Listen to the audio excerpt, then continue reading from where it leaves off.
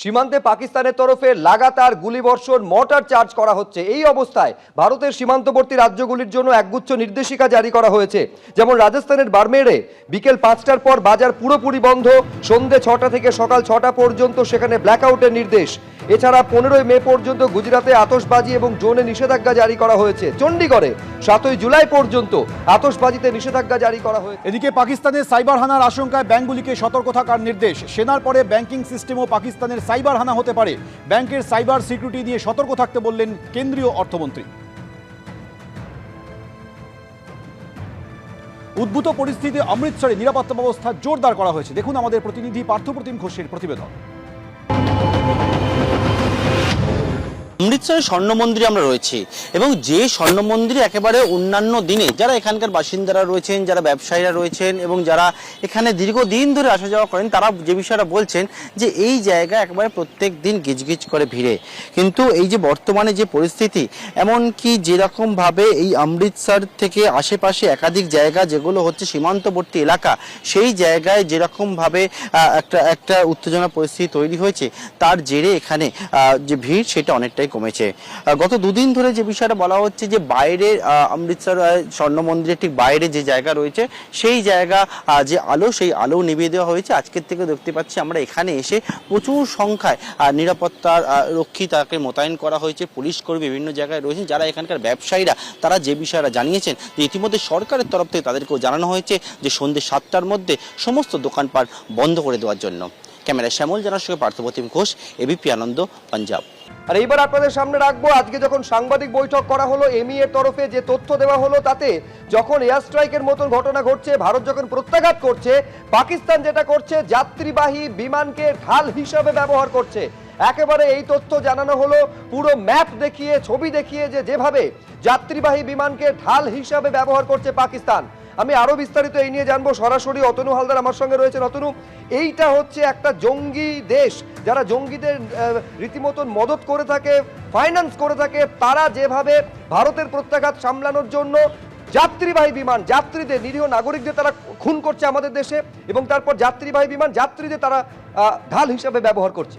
দেখো, একদমই সুপরিচিত, ঠিকই বলেছো। সেটা হচ্ছে যে একদিকে যেরকম আমরা দেখতে পাচ্ছি যে পাকিস্তানের দিক থেকে ভারতবর্ষের একদম সীমান্তবর্তী গ্রামগুলোর নিরীহ মানুষকে লক্ষ্য করে যেভাবে গোলাগুলি চালানো হচ্ছে এবং যেভাবে তারা সেইখানে নিরীহ মানুষদেরকে টার্গেট করে তাদের ক্ষতি করছে, তাদের প্রাণহানি ঘটাচ্ছে, ঠিক এইটা যে শুধু তারা ভারতের নিরীহ নাগরিকদের সঙ্গে করছে তা নয়, তারা যে নিজেদের দেশের নাগরিকদের নিরাপত্তা নিয়ে কতটা চিন্তিত তা নিয়েও প্রশ্ন উঠছে। শুধু তাই নয়, নিজেদের দেশের নাগরিকদের তারা কিভাবে বিপদের মুখে ঠেলে দিচ্ছে সস্তা জনপ্রিয়তা লাভের জন্য, সেটাও দেখার মতো।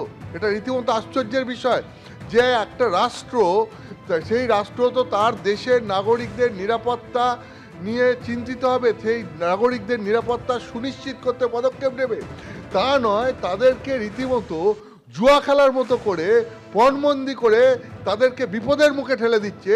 যে সাধারণ নাগরিকরা যদি বিপদের মুখে পড়ে দেশের, এবং তাদের যদি কোনো ক্ষয়ক্ষতি ভারতের দিক থেকে হয়ে থাকে, তাহলে সেইটাকে তারা বিশ্বের বাজারে তুলে ধরবে এবং তুলে ধরে সেখান থেকে রাজনৈতিকভাবে সুবিধা নেওয়ার চেষ্টা করবে। বিশেষজ্ঞরা এরকমটাই বলছেন যে এর উদ্দেশ্য এটাই হতে পারে। কেন এই কথা বলছি? সেটা হচ্ছে, তুমি জানো যে গত 3 দিন ধরে ভারত পাকিস্তান আকাশ সীমার মধ্যে রীতিমতো টেনশন চলছে, যে কখনো ভারত প্রত্যাঘাত আনছে, পাকিস্তান আঘাত আনছে, আবার ভারত প্রত্যাঘাত আনছে। ঠিক কালকে যখন এই রকম পরিস্থিতি, পাকিস্তানের দিক থেকে মুহুর্মুহু ড্রোন অ্যাটাক করা হয়েছে, ভারতের আকাশ সীমায় ঢুকে ভারতবর্ষের বিভিন্ন জায়গায় চেষ্টা করা হয়েছে, কোনো ক্ষেত্রেই সফল হতে পারেনি। তার কারণ ভারতের এয়ার ডিফেন্স সিস্টেম অত্যন্ত সক্রিয়ভাবে কাজ করেছে। ঠিক আবার একই সঙ্গে অনেকগুলো ফাইটার জেট তারা বারবার ভারতের আকাশ সীমায় ঢোকার চেষ্টা করেছে, আবার মিসাইল ছুড়েও ভারতবর্ষকে বারবার আঘাত করার চেষ্টা করেছে পাকিস্তানের দিক থেকে। এটা হয়েছে। ঠিক এরপর তাদের এটা খুব স্বাভাবিকভাবেই ভারত তো এটাকে আটকাবে এবং প্রত্যাঘাত করবে। ঠিক এই সময় দেখা যাচ্ছে যে লাহোর থেকে করাচি একটা যাত্রীবাহী বিমান তারা উড়িয়েছে। লাহোর থেকে করাচি যাত্রীবাহী বিমান ওড়াচ্ছে, একদিকে তারা ওই আকাশ থেকেই ড্রোন অ্যাটাক করছে, যুদ্ধ বিমান নিয়ে অ্যাটাক করছে, মিসাইল ছুড়ছে, আর সেখান থেকেই তারা আবার যাত্রীবাহী বিমান চালাচ্ছে। তার কারণ কি?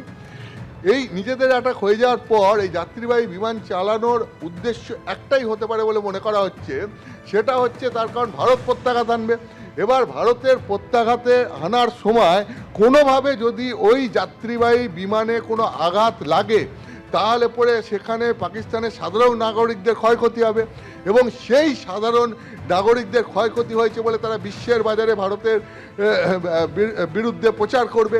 এটাই উদ্দেশ্য ছিল বলে মনে করা হচ্ছে। কিন্তু আসলে নিয়মটা যেটা হচ্ছে সেটা হচ্ছে এই ধরনের সময়ে যাত্রীবাহী বিমান চলাচল বন্ধ রাখা। যেরকম ভারত তার ওই রকম সীমান্তবর্তী এলাকায় 27টা বিমানবন্দর বন্ধ করে দিই। একেবারে এইটাই হচ্ছে ভারত একটা রাষ্ট্র এবং পাকিস্তান যারা জঙ্গিদের মদত করে থাকে জঙ্গি রাষ্ট্র, এই দুটো দেশের মধ্যে পার্থক্য। অতনু তোমায় ধন্যবাদ।